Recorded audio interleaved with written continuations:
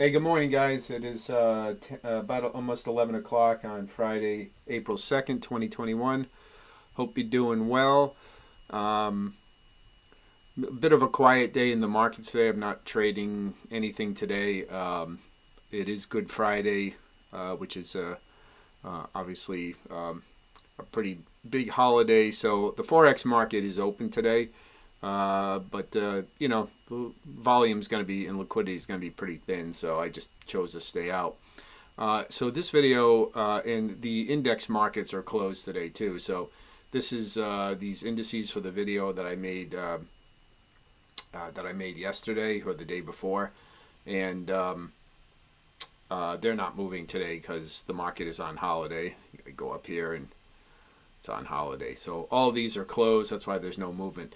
But I did want to just make a key observation here in terms of how you view this. So if you're using TradingView and you set this up, I want to show you something, and I forgot to mention this, and it's pretty important. Let me get rid of this. Let me get rid of this pane. Okay. So here are our 8 major currencies, and again, I'm not going to go back and explain, but these are the indexes. So these are not currency pairs. These are the 8 major currencies in their index form. So each colored line represents each of the major currencies and what they're doing at any given point in time. And this happens to be an hourly chart. But what I wanted to point out was how they display, and it can be like, well, what does that have to do with anything? But it is important. When you set this up, again, at least in TradingView, you have to initially just create one chart, and then you can add these other ones to it. So initially I just started it with the New Zealand dollar, so that's why it says up here. So this was the first one that I laid on here, but it doesn't matter even if you set it up first with the British pound index, whatever, it doesn't matter. You have to then use the compare button, and this is where you add all the other ones to the chart, which is, again, there's 8 of them.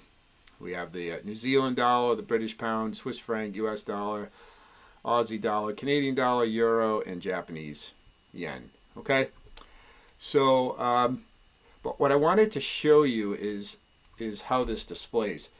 When you set this up, I would recommend that you use your TradingView tools here, and you can move either by scrolling with your mouse or dragging and dropping, which is a nice feature about TradingView, is that you can really adjust the view of what you're displaying.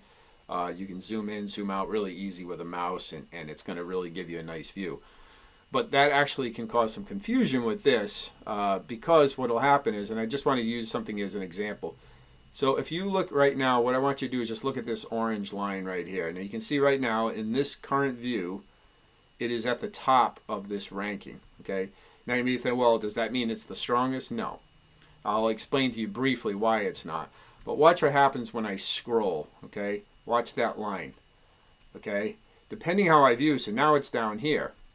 I continue to scroll. Now it's down here. Okay. So now it's over here, okay? And you see how the lines change. And the reason why that's happening is not because this index is either stronger or weaker. It's because remember, this is the New Zealand dollar is kind of the base chart here. So these percent changes over here are all based on the New Zealand dollar. Okay? So as you scroll, what you're doing is you're zooming in or out on the time. So as I scroll out here, this is pulling more data from the past on the New Zealand dollar index, and so the scale has to adjust. So now what I want you to do is just look at the scale. See up here it says 11%, down here it's at 7%. So watch the scale as I scroll. See the scale change? Because what happens is now I'm zooming in. So now I'm zooming in on a smaller and smaller look, at what's going on currently. Now the scale went from, 11% at the top here to 2%. Because I've zoomed in now, I'm only looking at a very small bit of data right now. If I go over here to the left side of the chart, this, basically starts at, March 10th, which was just, a few weeks ago. If I zoom out again, you can see this index goes now way up to like 16%, and the data goes way back here to last summer, okay? All right, so I don't want you to get confused because I actually had a message from somebody on the Facebook page saying why when I change when I scroll in or out, do the values change? Well, the values aren't changing. It's just plotting these lines, okay, compared against the New Zealand dollar index, which is the base chart for this view.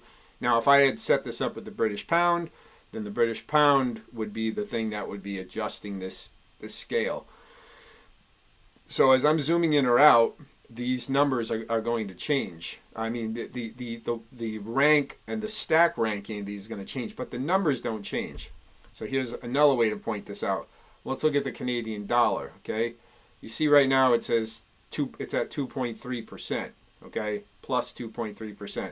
Well, no matter how I scale this, okay, it's going to adjust it based on what the New Zealand about where it was in time versus the New Zealand dollar. Okay, but it doesn't matter because the line is still the same. So if you look at like just this little, I don't know, just pick one of these. Let's pick this is the U.S. dollar up here. So right now you can see just look at this little part right here, a little like dip down, up and then down. Okay, so no matter how I scroll, that doesn't change. Now it's way down here, but the line is still exactly the same. Again, it's just stacking the percent change versus the New Zealand dollar based on how much time frame you're looking at. So again, the more you zoom out, the more this is going to change. And then the more you zoom in, it's going to keep changing. All right?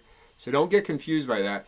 So what you're looking at is not necessarily to say that the US dollar is the strongest and the New Zealand dollar is the weakest, okay? This just has to do with percent change versus the amount of time you're looking at. So the New Zealand dollar is down 4.88% over this time period you're looking at, okay? But what you're looking at when you're looking for trading opportunities is you're looking for divergences, all right? You're looking for one spiking against the other one. So what I would recommend, with all that being said, is just to adjust this. Again, you can scroll, do whatever you want.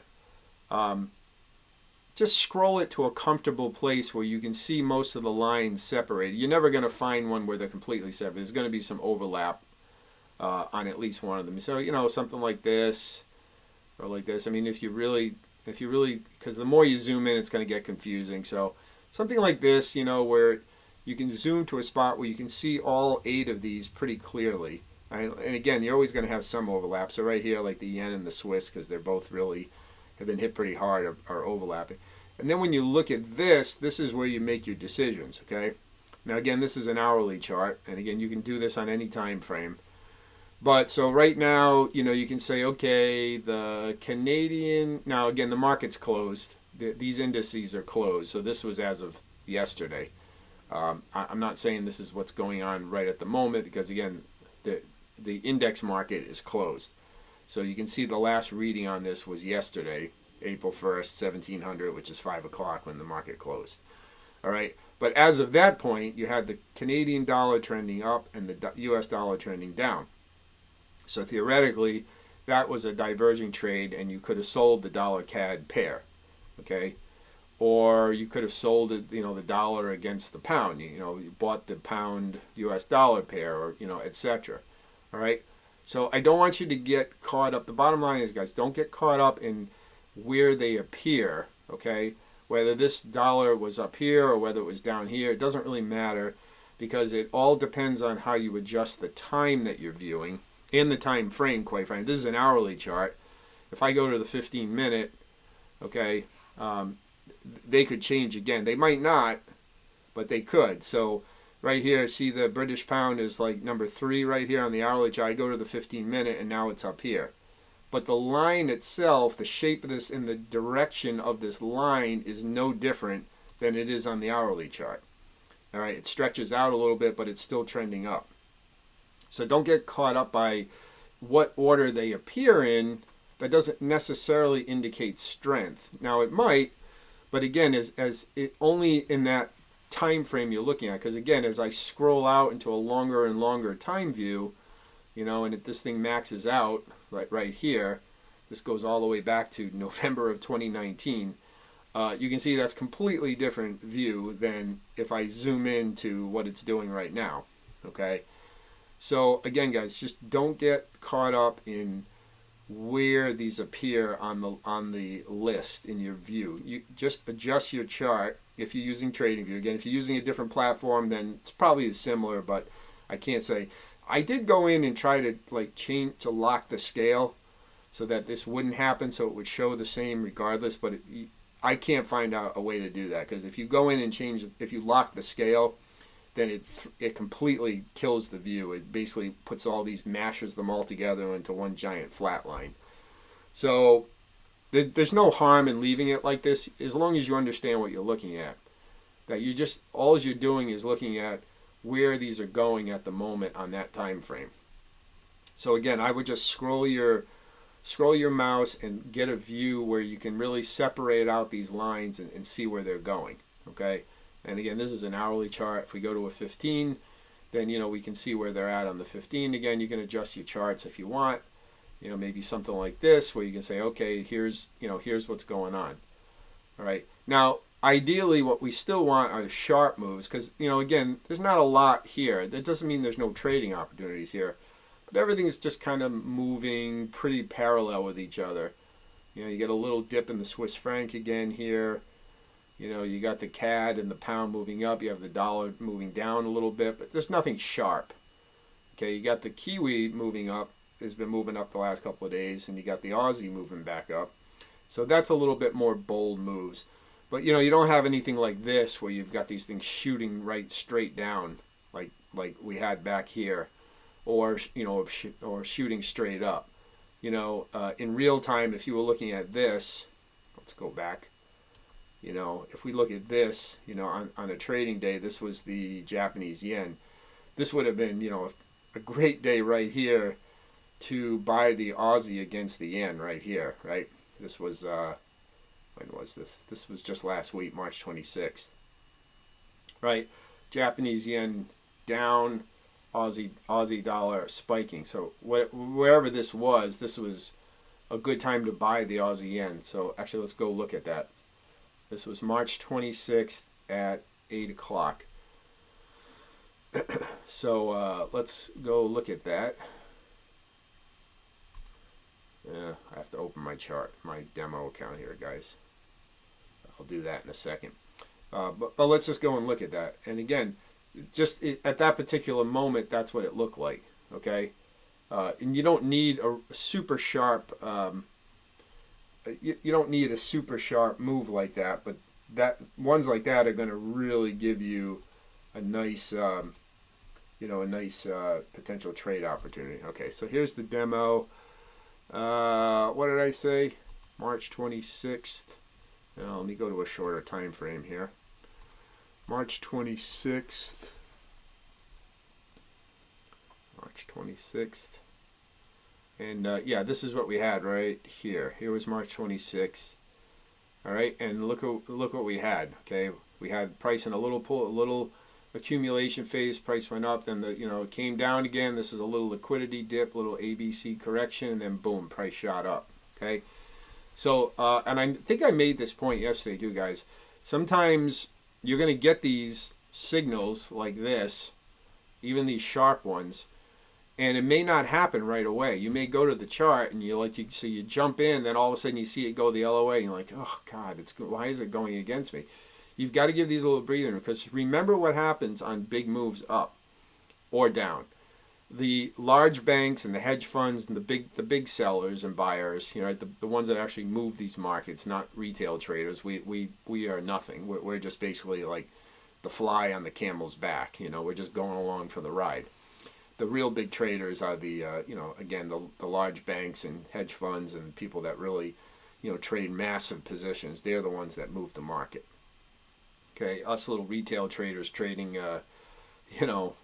whatever we trade in lots is puny, in this market.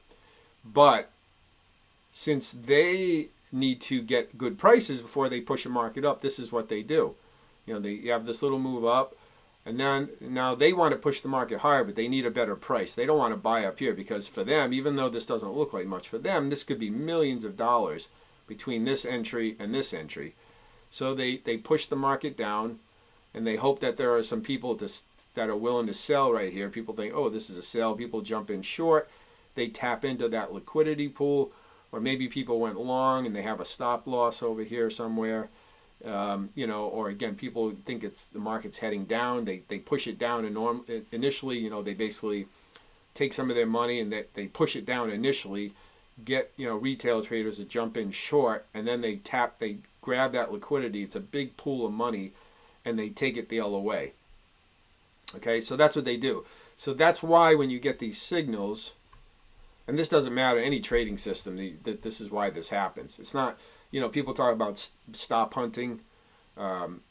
Brokers stop hunting. Your broker is not stop hunting you. If you have a legitimate,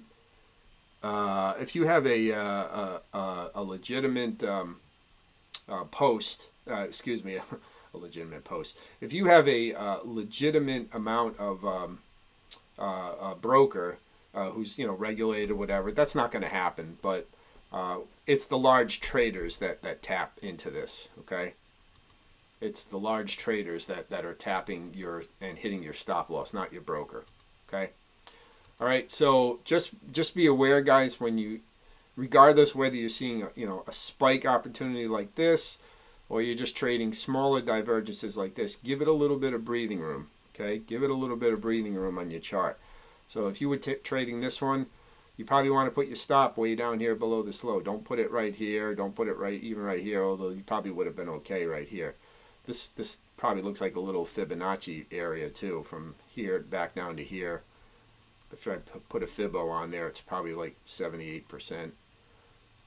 Yeah, basically came just to the 78.6%. So it's a little Fibonacci area. And you can use Fibonacci for these too, guys, But look, is it going to come to the 50 or the 61 or the 78? Who knows? So that's why I always recommend put your stop below, at least below the 100.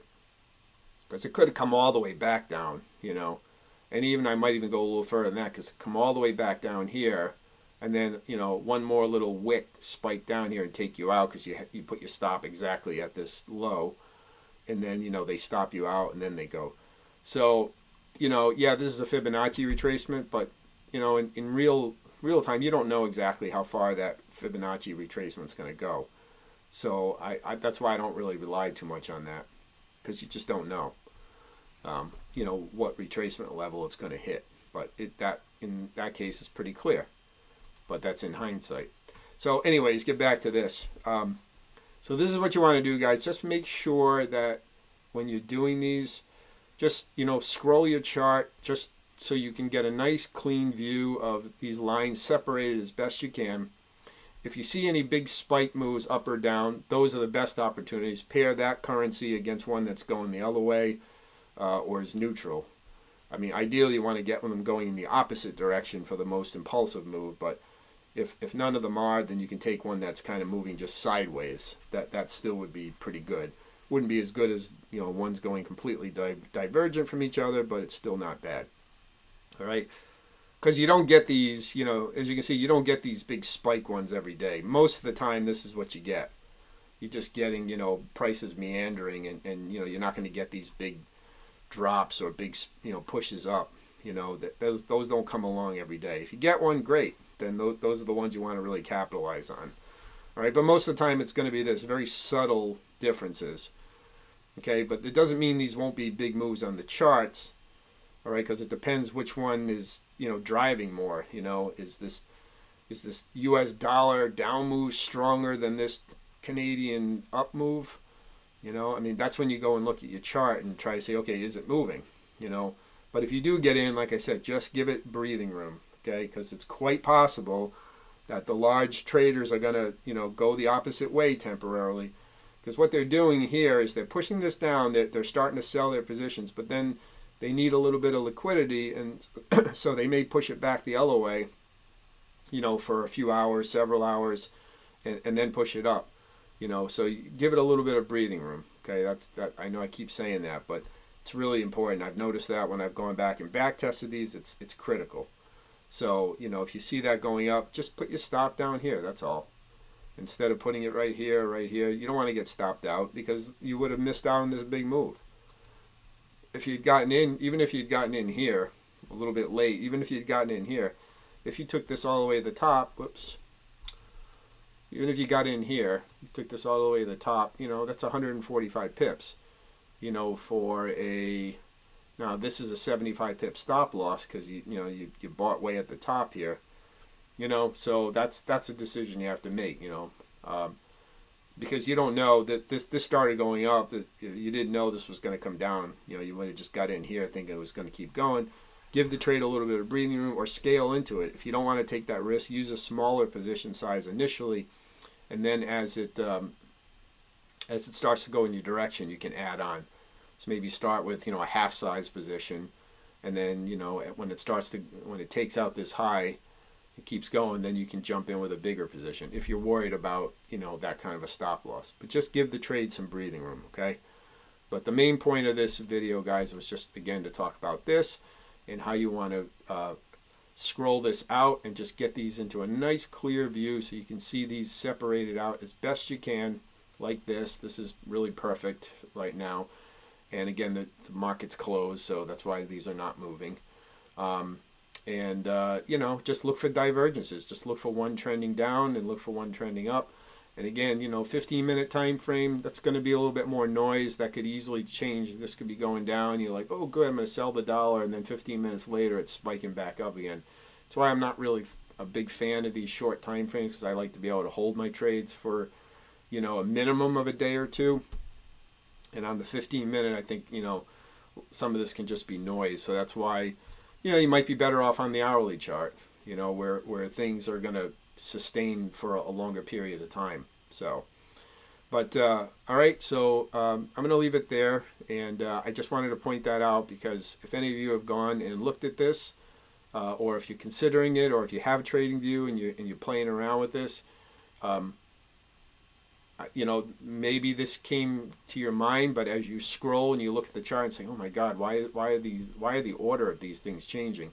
Again, it's because of the scale. This scale over here is based on the currency the base currency on this chart, which in this case is the Kiwi.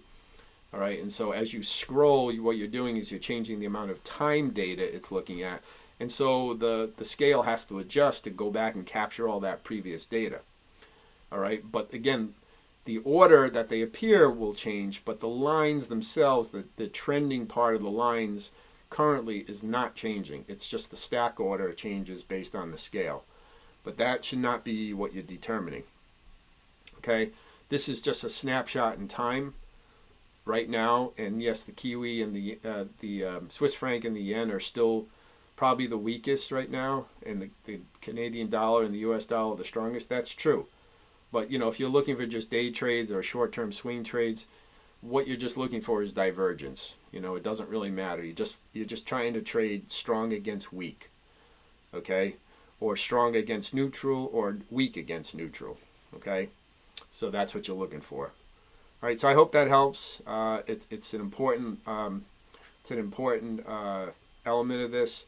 It's just a logistical thing based on how the chart looks, but it is important if you're just trying to consider this. All right, so I will leave it there, guys. I hope you have a great weekend, and maybe I'll make one over the weekend, but I might not because I've done a couple now, and there's really nothing with this to report since, you know, the market's closed today. All right, so guys, have a great weekend. Again, any questions, comments, drop them in the comments below. Please hit the like button if nothing else, and subscribe to the channel and hit the bell notification so you're notified as soon as I post a new video. And I appreciate you watching, and we'll talk to you soon.